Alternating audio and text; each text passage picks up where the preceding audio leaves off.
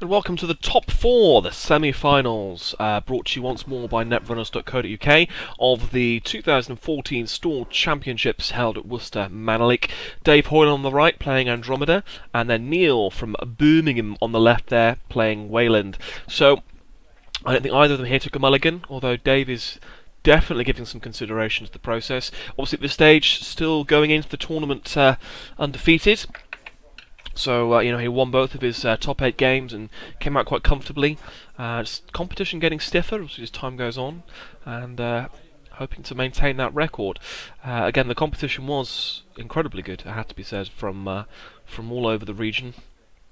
And as you can see from Neil's lovely shiny playmat, he's had some success in the in the store championships elsewhere. So, these are two great games, and hopefully you'll enjoy them. Neil won the role to go choose who to play as first, and actually chose to go Corp, which came as a bit of a surprise. Obviously very confident in his Corp game. Always makes you think, maybe there's some scorched shenanigans going on here. Dave really giving some thought as to whether he's going to keep his hand or not, and he is going to keep it. It looked like, oh, no, that's had a lie, he's going to mulligan. And he's doing the Schrodinger's cat theory there of seeing whether he would have been okay or not. I'm not sure what he was looking for. It looked like he had a corroder, it looked like he had some economy. But obviously not quite what he wanted, so taking the mulligan as Andy, and Neil sticking with his Corp hand. It's so much easier, I think, to know when to mulligan as Corp compared to knowing when to mulligan as runner, especially with Andromeda, seeing 9 cards initially. And, as a Corp, you kind of look and see, do I have ice, do I have economy, and do I have too many agendas? And you kind of roll from there. Maybe a Jackson Howard will offset that risk, but ultimately that is what it comes down to. Anyway, so speaking of which, looks like Neil's drawn up into a couple of agendas there. I think is that a geothermal fracking or a government contract? No, it's not. It is in fact a hostile takeover, which he will score first turn. So an unusual play there, giving the runner a bad publicity to play with for the whole match is fascinating. It would make you think that he's agenda flooded, though we can see that's probably not the case. But scoring that early agenda, absolutely fascinating. Worried perhaps about a sneak door beta there, or a means to bypass the ice on HQ if he was to put it there. But regardless, he set himself up economically, but has given the bad pub away. So very interesting opening turn. R&D wide open, HQ wide open, and against Andromeda, that isn't terrible. That pressure to use those opening cards is a strong one. It's a very strong pull. He's going to play a Data Sucker out there, so he's going to gain some value out of those cards, from those runs at the very least. And if he's got some Dirty Laundries, as he does, get a Dirty Laundry R&D and see nothing, but he will gain the Data Sucker token at the very least, and some of the money off Dirty Laundry. And that's what you want to see in your opening hand, Andy hand, really. You want to see Dirty Laundries, so that if the central servers are left unguarded, you can gain economic advantage, still use your cards, and get into those centrals and have a look. He's going to play something out there, a Plascrete, so he is now relatively safe and secure, so he is worried there that he already had the combo completed and was simply using Hostile Takeover as a means to get some quick economy so he can go into the sea source double scorched. And now he's playing a restructure even more so, economically Weyland well out in front now. He is going to ice up HQ, though it doesn't look like he has any agendas in hand, and he's going to ice up R&D. So, an unusual start, but you have to say that Neil is well set here. He has got lots of money, already an agenda point to the good, reses the ice wall, only pays 1 credit, so not too bad at all. He's going to bounce off the ice wall. And then he was going to run HQ there, and suddenly realised, oh, hang on a minute, I could, oh no, okay, so he's going to run, sorry, he's not going to res the ice. I'm going to have a look. I'm not sure that ice was there on HQ.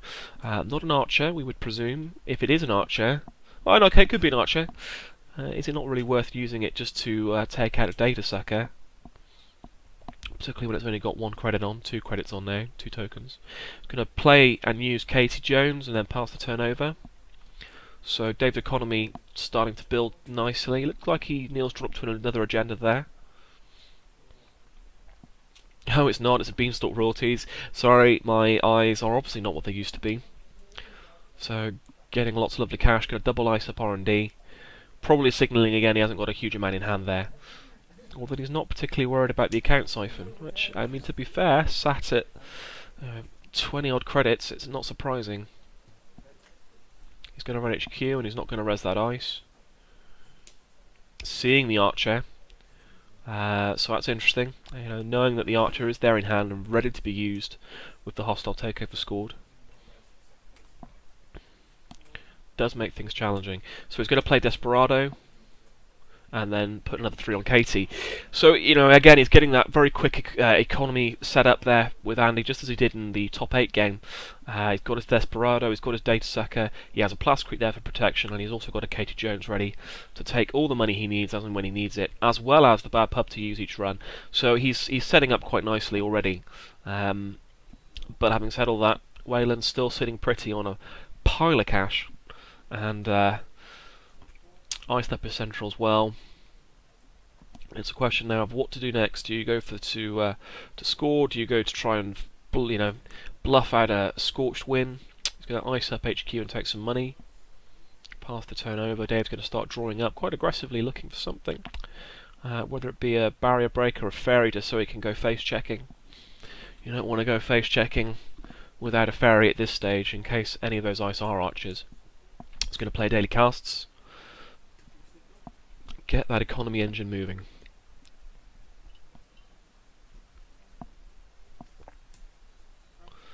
Plenty of cash there now.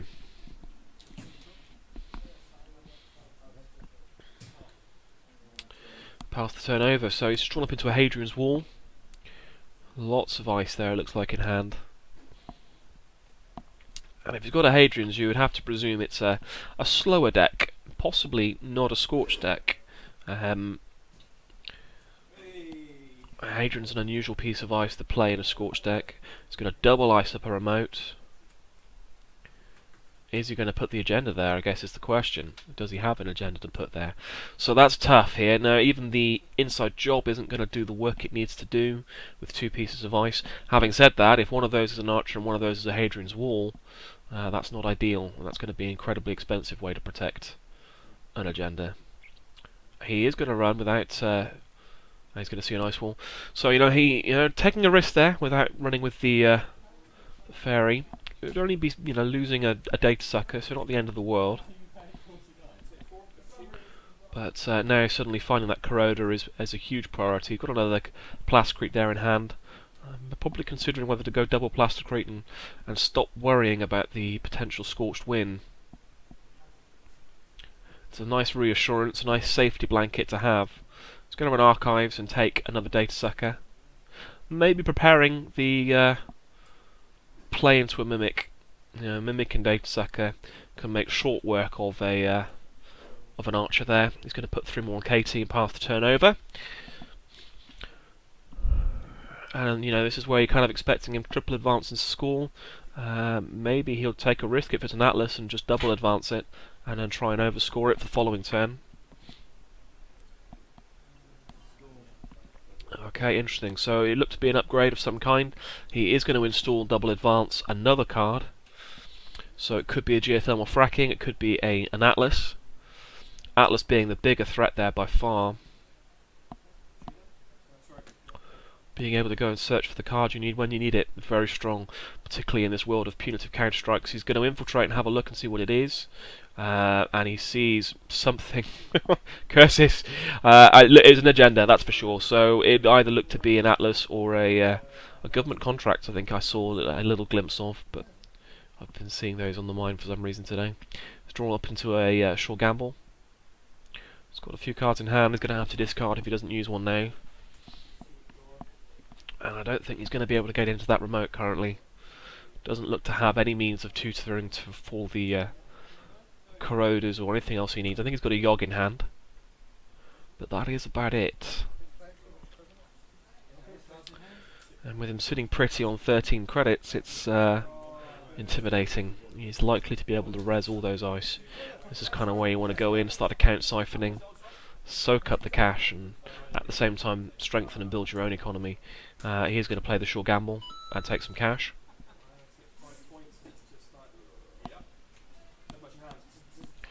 And economically solid. It's just about the breakers now at this stage. He's got all the pieces of the puzzle to support those breakers, but he's playing a strong economic game. Probably doesn't have a choice. And there's another daily casts just to solidify that. In fact, and he's going to draw. See another desperado. Not what he needed. Looking aggressively for a means of getting the breakers. At which point we'll triple advance the Atlas, so he will have 2 counters now to be able to go and find what he needs, taking to 3 points as well, which is not inconsiderable. And with 2 tokens on Atlas, you know, I think the temptation here is to play that spare Plascrete, which he's just drawn up another one now, so he has 3 in hand, 2 in hand, 1 on the board. He's going to draw again, see a same old thing. None of these things are helping him. He's looking for something, anything, to go and find the breakers he needs. By the looks of it, he's going to take the money off Katie, which is surprising because I don't think he's got much of a way of using it. Maybe he's concerned about the sea source and the trash. Would presume that he is concerned there that rather than going to fetch the Scorched Earth, he's going to go and just use the sea source, put the tag on him, trash the Katie Jones. And that is not what you want when it's fully loaded there with 9 or 12 credits, whatever it came to in the end. So Neil playing a stabilising turn there, playing Beanstalks and just solidifying his economy up. Again, doing very well economically and sat on a lot of money. The Sea Source Double Scorched is still very much a concern. So there's a special order at long last. Oh, it looks like he was about to draw up all the breakers there. He is going to play the Corroder, but he had a Fairy and a Mimic on top there, both cards that he probably would have liked to have drawn. Not an ideal moment there to play the special order, but he has got the Corroder he needs. And I do often find that Weyland, you know, play with a lot of barriers, and Corroder can really set them back, as they can any corp, but it can really set Weyland back a substantial amount. But you've always got to be cautious of the threat of Archer, and I thoroughly doubt here Dave's going to do much face checking until he has a Fairy on the board, or a Mimic. Also, you know, the concern of power shutdown in Weyland is huge. With the Atlas tokens, he can go and get the power shutdown at any stage and use it as soon as Dave makes a run. He's got the same old thing, the special order by the looks of it, and he's going to show a ninja. So that's interesting. So, you know, he's able to get 2 uses there out of that special order. Even if it was click intensive, it does mean that at least he has the cards he needs quickly. And just preparing for the inevitable face check into an Archer there. But power shutdown could cause problems. There's no denying that Ninja is a lot weaker without the Data Sucker. It's expensive. He's going to res the Jackson Howard and use him to draw 2. First click.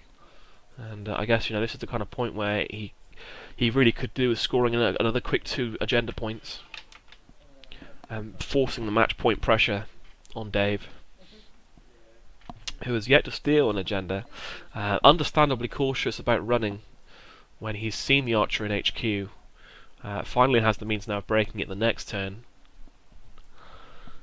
And he's got to be careful of snares. He's got to be careful of as soon as he runs, Sea Source turns on, and obviously power shutdown turns on as well. And it's not until he runs that those cards actually can be used. And so the best defense often is to not run and wait until you have a nice, safe, secure position. But, you know, this is the point obviously where Weyland needs to be using that tempo advantage to score out agendas. And if he hasn't seen them, there's not much you can do about that other than use those Atlas tokens to go and fetch the agendas he needs. You don't really want to do that though, let's be honest. Although sometimes it is a strong play. Neil will know, of course, now that his servers are much less safe, given that the ninja's about to come onto the board. and those archers, you know, aren't going to do a huge amount other than tax him, which is not inconsiderable, but it's not gonna. He's not gonna clean up on programs at this stage. So he's drawn up very aggressively with Jackson Howard. He's now in a position of deciding what he's going to discard.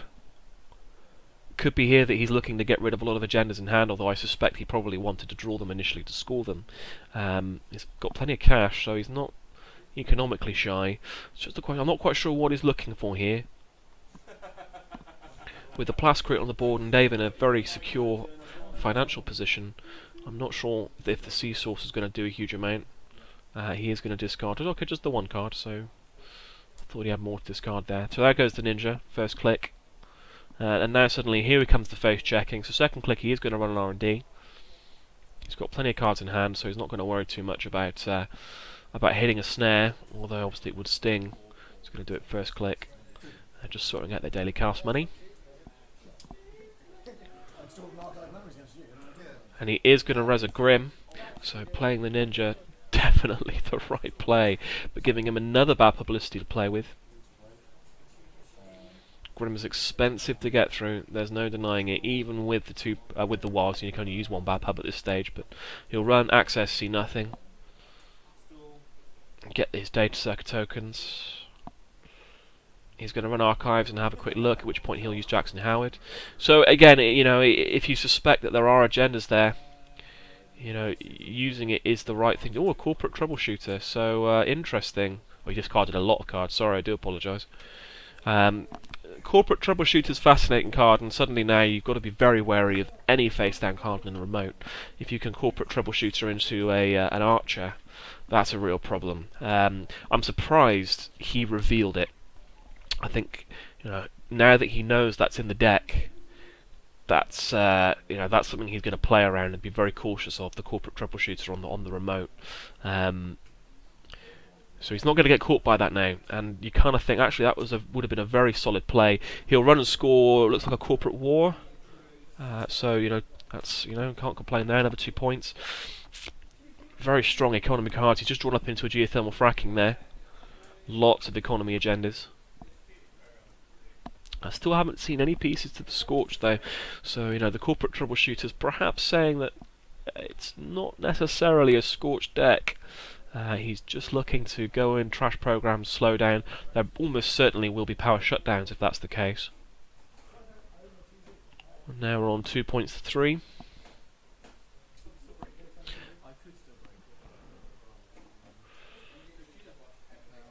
And you know, difficult here for the Corp. This is where Weyland struggles with the Plascrit on the board. You know, their ice mix-up is good, but eventually the runner gets to the point where they can break efficiently and effectively and use that bad pub and punish the Corp for giving them that bad pub to get into service effectively and cheaply. And at this point it's very difficult to secure a remote server as Weyland. But you know, he's got 2 Atlas tokens, so a consistent threat there, constant threat. He can go in, find a power shutdown, get rid of the sucker, go in and find another power shutdown and get rid of the corroder, and suddenly the runner's back to square one. And we all know that Andy doesn't particularly run with a great deal of recursion. It's going to be a real challenge. So he is going to run HQ. He's going to break obviously with the bad publicity. Keeps forgetting his daily cast money, which he's apologising for. He's going to hit the toll booth, which is fascinating. So even more now, we're considering the fact that it's unlikely there's a Scorched combo here. It could be, but it's unlikely. That's going to cost him 3, just for the privilege of seeing it. But it has cost him 8 to res, so he's not in that strong economic position anymore. And all he needs to do is find a Yogg, and he can break that. Or a Fem, and he can bypass it. He's going to run R&D instead and have a look and see what the top card is. So if it's fine, he's not going to res it, so he'll go through, break the Grim, break the Ice Wall, and he will see a piece of ice, not quite sure what. And he's going to run the remote, final click, or third click, I'm not sure which. And that's got to be an archer. We know there's one there somewhere, and it looks like it's probably going to be on the remote. Resing the archer, I find sometimes is one of the hardest decisions to make as Corp. You know they can get through it, but at the same time, you want them to use their resources getting through it so they can't get through it the next time, and not resing it can often cause more problems long term than actually just sucking up, taking the agenda point hit, and resing and going for it. You know it's not going to hit, but that doesn't necessarily negate its value. Not going to res either, which is a surprise, so he's going to run through an access and have a look and see something. Oh, Jackson Howard, okay, so he's going to trash that. And he's going to look at the other card, which obviously isn't an agenda, but it is the corporate troubleshooter. So probably not an archer. Well, I don't know, pass. Even with the corporate troubleshooter, didn't have the ability to buff it. I'm not sure there. I don't buff it enough to actually trash programs. But, yeah, tough one. Tough one. He is going to score out another hostile takeover, giving him yet another bad pub to play with. That's 3 now. Taking him to 4 points, but still a way off victory. 4 points is considerable, but not match point. The magic 5 is really important. So we're going to run through an R&D. 3 bad pub is a lot of money each run, and suddenly the Corp's position is looking more and more vulnerable. He's short on cash. He's used up a significant amount of his burst economy. He's sat on 4 points, which is fine, but not amazing. And he is going to res a Bastion there, which, you know, he can get through. Paying 3, or using bad pub, as the case in this case, or we can use data sucker tokens. So, yeah, it's not great. You know, he can use those bad pub to make breaking that Bastion not particularly that big a deal. He's going to run. He's going to not see an agenda. This is where you want to see your R&D interfaces and try and R&D lock as best you can.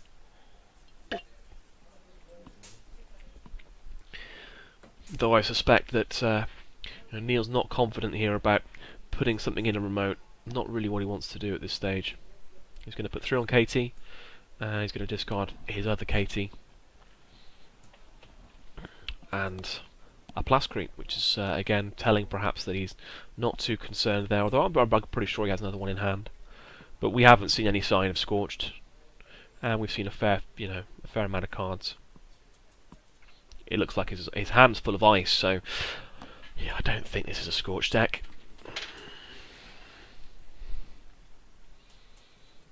He's going to shuffle over and set up another remote. Maybe not. Just going to shuffle over. He's going to use an Atlas counter, so let's go and see what he goes to find. And he's going to show a hedge fund, which is a surprise, and not really, you know, I mean, admittedly here he needs to solidify his economy, but that is not what you want to use an Atlas counter on. And Dave's got to consider that a win, really, on his part. 5 credits is good, but Atlas tokens, they can do good work, and I'm surprised we haven't seen any aggressive uses of power shutdown, to be fair, at this stage. He's going to put 2 more pieces of ice down. And he's going to play a short gamble.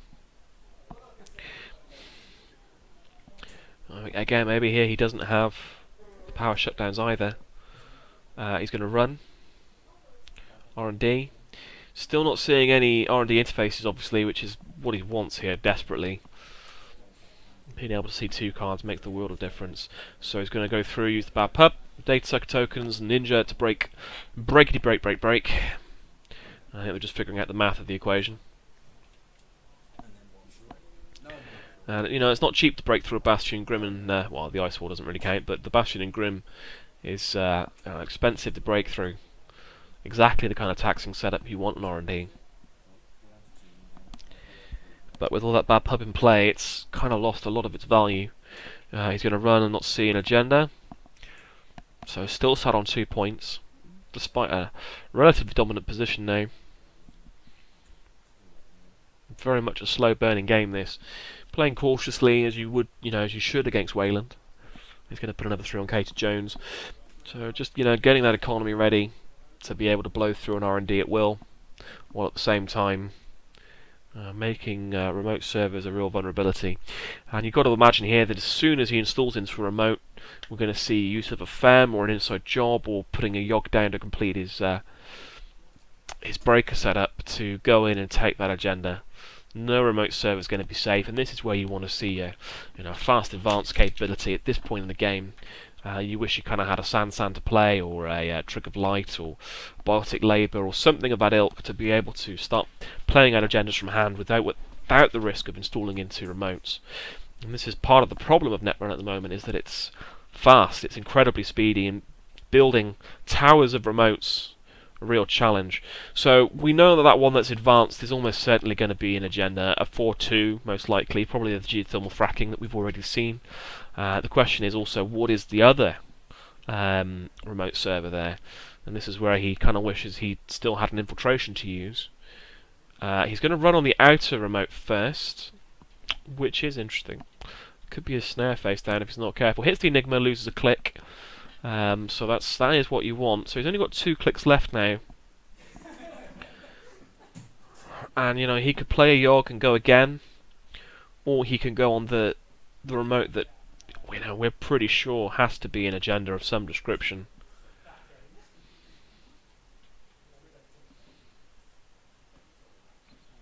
Oof, what's he going to do? So it's a tough point in the game here. With only 2 clicks left, he can only do one thing. Looks like he's got an inside job there in hand.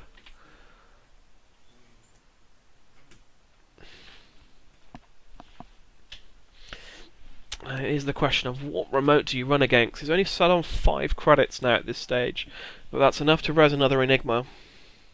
Still a nice warm play. You would imagine that the fault. Oh, okay, so here, he's going to FEM the toll booth, which is fascinating. So he's going to leave the remotes, and he's going to account siphon. So that's very clever. So now at this stage, he's not in a position to be able to score out those agendas, and he's given himself an extra turn to be able to go in and take those. So he's FEM the toll booth, he's account siphon, he's drained him of all 5 credits, leaving the Corp no alternative but really just to click 3 times for cash to enable him to score out that geothermal fracking. He doesn't know what that other remote is yet, but he's now got the time to go in and find it and get into it. All he needs is the YOG, and his unholy trinity of Corona, YOG and Ninja is complete, along with the data sucker.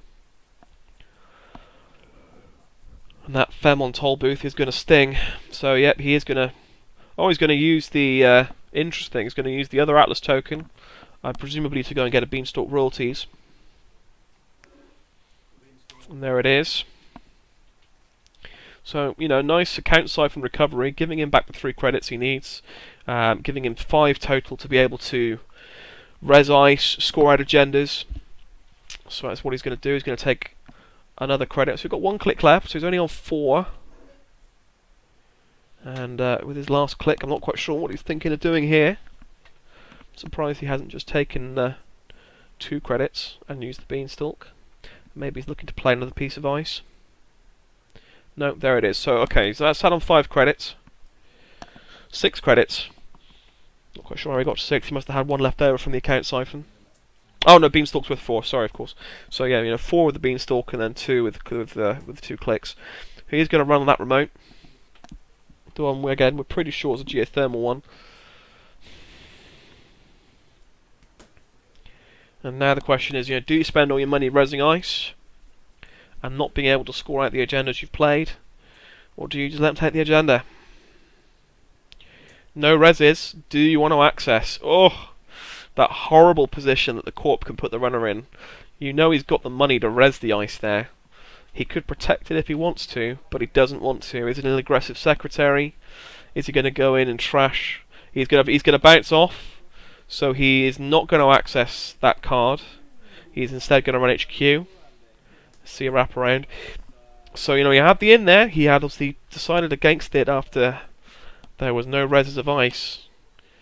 Very wary there of the aggressive secretary. Didn't want to lose a ninja. Didn't want to lose, well, probably lose the corroder as the case may be. He's going to run HQ again. And seeing a Hadrian's Wall. I'm pretty sure there's no agendas there in hand. Surprised to see him not run the other remote.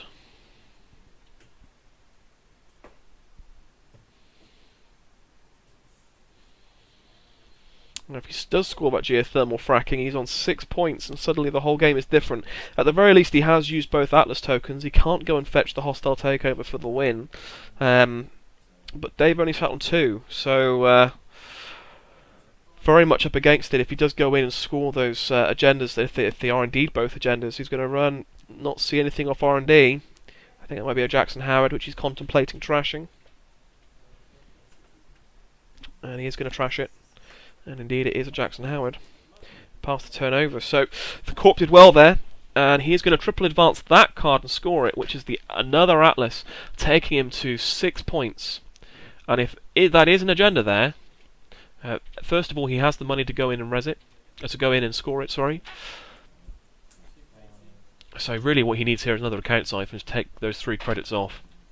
Also means he can't trigger the trap and he can go in and trash it. If it is a trap or if it's an agenda, can go in and score it. He's going to run, not see anything. Oh, sorry, see an aggressive secretary. So he knows they're in the deck. He knows that, you know, the aggressive secretaries are in the deck now. And he knows that could easily be one there. He's going to go again on R&D, which is costing him a small fortune, even with the bad publicity to use. Oh, real tough situation. You know, if that is an agenda, he's won the game. And he's not to know. Still no agenda. He's getting a little bit unlucky there with his R&D accesses. He's going to run HQ. Now he's gaining a value out of this with data suckers and with his Desperado credits, but still not seeing what he needs. And there's the power shutdown, so he has them in the deck. Hasn't used them, which is a surprise. He's going to draw. I'm surprised that he's not trashing that data sucker. So if he scores this, he's won. If it is an agenda, and I'm guessing by the fact that he's dillying and dallying, that is most certainly not an agenda. So probably the right call there for Dave not to go in and access that. Must be an aggressive secretary. And a great play there, setting up 2 remotes. One's a trap, one's a Project Atlas, and he manages to score the Atlas. He's on 6 points, and potentially still 1 hostile takeover left in the deck. But no Atlas tokens to go and get them. So 6 points to 2. He's got a power shutdown there in hand. He can get rid of that data sucker and just mill 1 card. Which, there we go, ladies and gentlemen. The commentator's curse once more. He's gonna get rid of it. There we go again. It's the second play. He's going to go in and mill another 2, get rid of the corroder. And, you know, that's a play I've seen coming for a while. I'm surprised not to see it with the Atlas tokens. But, you know, how unlucky did he get with his mills there on R&D? And that's the question.